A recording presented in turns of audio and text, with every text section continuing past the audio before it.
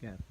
Good morning, Wildcats. You're going to be seeing this video on Monday during your C25, but I am actually filming it off campus, as you can tell. It's actually Saturday, and I am on the Appalachian Trail in the North Georgia Mountains. Coach Kinchin and I came out. We hiked 5 miles this morning, and we're going to camp out here overnight. So we have a tent pitched right behind us, and I want him to turn the phone around and show you what's behind us. It's so beautiful.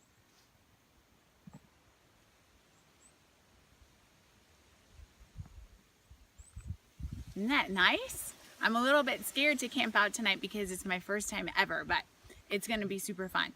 The reason I'm doing this video right now is because last night at the Berkmar game and this morning when I was hiking a really long time, I was thinking about so many things that I wanted to talk to you about, and I thought that the best way to do it was just to put it all together in one C25 video. So here we go. It's a lot of items today.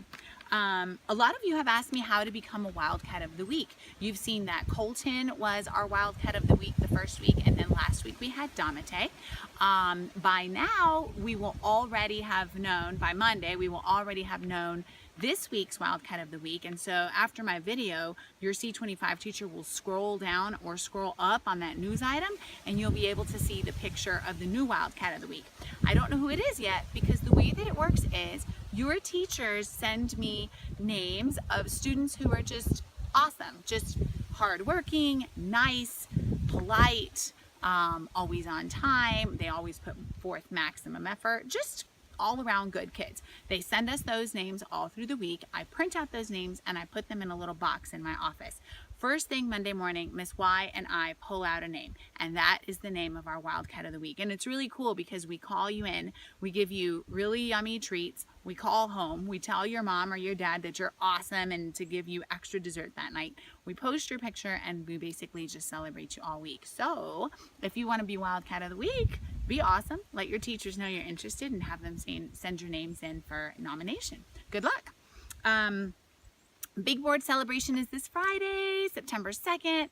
I looked at all of the survey responses that you guys did last week, and also on the news item on our eClass page, either below me or on top of me, I don't know, there's going to be the picture of the graph, and you'll see that pizza won big time. I think it's like 52% of you voted for pizza, and so the party will be pizza, and it's going to be for the C25 class who has the fewest tardies, fewest referrals, and fewest absences. Right now we have Easton and Aspinwall tied for first, and then Baraban I think is coming up right behind them. But remember, all of this week these numbers count, and I'm going to put up new numbers on Thursday, so we're not really going to know who the winner is until Friday morning, and so, or maybe Thursday afternoon, Friday morning. So it could still be you. Encourage your friends to be a class on time, not do anything to warrant a referral, and come to school every day.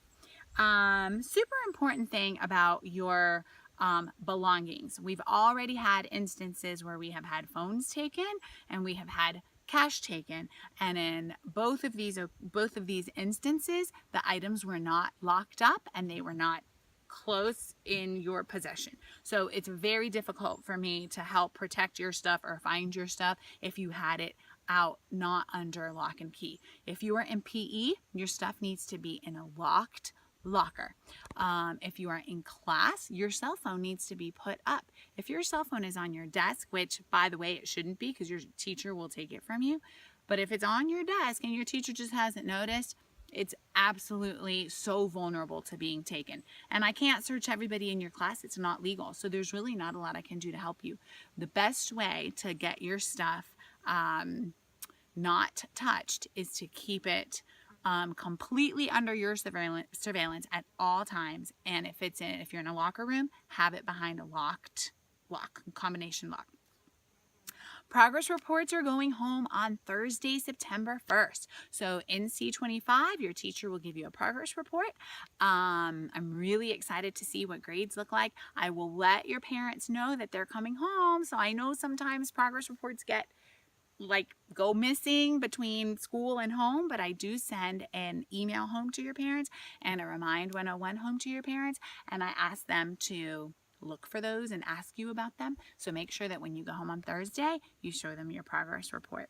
And finally, before I get to the NTI room, I want to give a shout out to Miss Cienza's and Miss Heafy's classes. The kids in Miss Cienza's and Miss Heafy's classes are all the way in 500 building for a combination biology chemistry class. They are taking biology and chemistry in 1 year, and their class is an hour and a half long, which means that they don't have a C25. What that means is they haven't seen any of our videos, they're not on the big board, and they've missed a lot of really fun stuff that's happened during the year.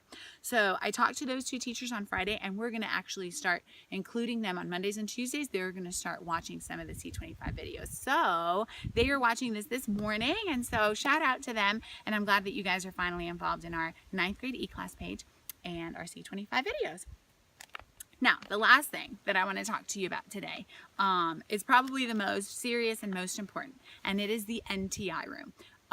It is going great. The NTI room is an awesome opportunity for you to get your work done and for you to not allow yourself and for us to not allow you to fail, to get in a hole that you cannot get out of. Our work is not optional.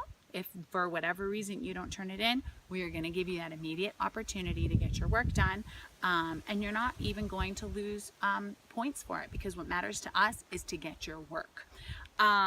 So I want to review how this works, because there's a couple things that we've been messing up a little bit. Some of you have decided that you turned something in and your C25 teacher told you to go, but you know that you turned that assignment in last period and you just choose not to go. That is absolutely not the way to do it. If your C25 teacher has you on the list, you go, even if you turned in the assignment. Once you're in the NTI room, you tell the NTI room teacher that you think that assignment has already been turned in. The NTI room teacher will email your classroom teacher.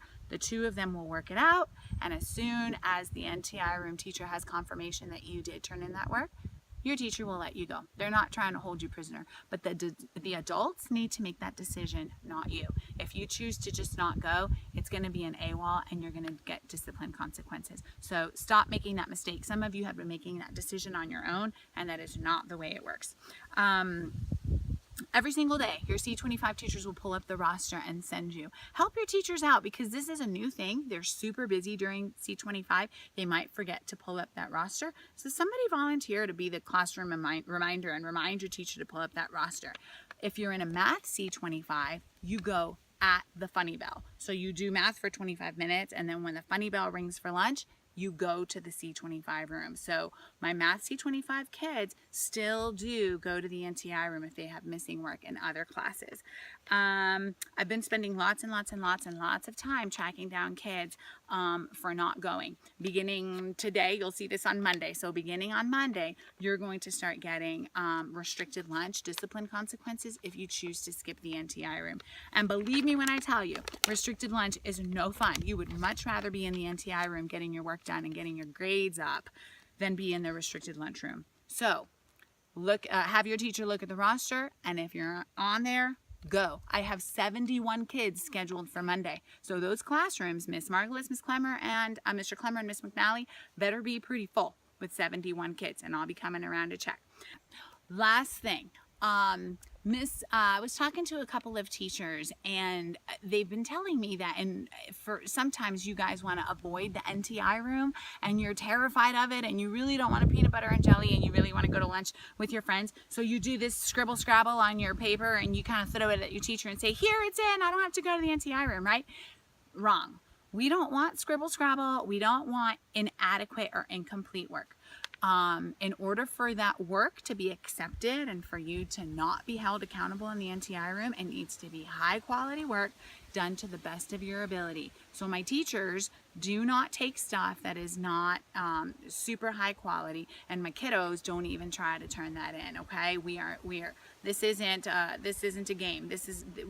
We're expecting you to show us your best, because when you do your work to the best of your ability, you learn more, you do better on your tests, and then life is great. I'm so excited to start the 4th week of school with all of you guys. Have a great day, and I'll see you in the hallways.